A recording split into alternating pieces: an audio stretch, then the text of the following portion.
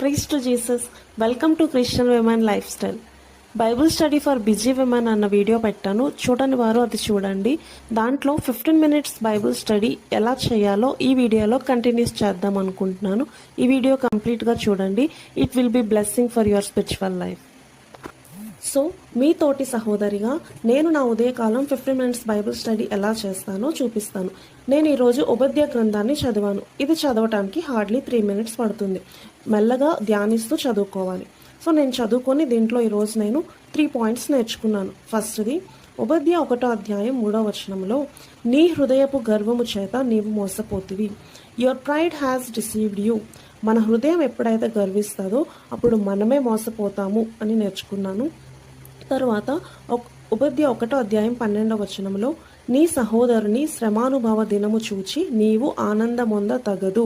You should not have been glad on the day of their rain. అంటే వాళ్ళు ఎవరైనా సరే శ్రమానుభావంలో, శ్రమల్లో, కష్టాల్లో ఉంటే వారిని చూసి మనం ఏ మాత్రం ఆనందించకూడదు. వారు మన శత్రువులైనా మిత్రువులైనా ఎవరైనా సరే వారి శ్రమలో ఉన్నప్పుడు మనం ఆనందించకుండా వారిని ధైర్యపరిచేవారిగా ఉండాలి. అలాగే ఉపద్య అధ్యాయం 1:15లో, నీవు చేసినట్టే నీకును చేయబడను.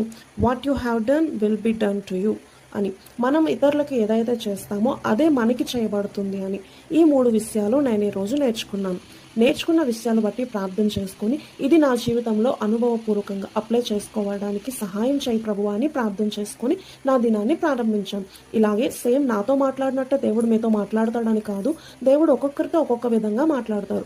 మీరు ప్రార్థన చేసి వాక్యాన్ని ధ్యానించి ఇలా రోజుకు ఒక 3 points అయినా మీకు ఏదైతే మీరు చదువుతున్నప్పుడు హృదయాన్ని తాకుతుందో ఆ మాటలు రాసుకుని వాటిని మీ జీవితంలో అన్వయించుకోవటానికి దేవుని సహాయం అడగండి.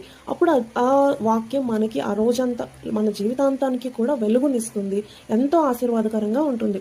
ఒకసారి మీరు చదివి ట్రై చేయండి. నేను చెప్పడం కాదు, మీరు సొంతగా చదివి మీరే తెలుసుకోండి.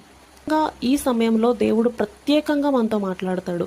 ఆ వాక్యం మనలో గొప్ప కార్యం చేస్తుంది. ఇది మీరు తప్పకుండా ప్రయత్నం చేయండి, స్కిప్ చేయొద్దు. Thank you.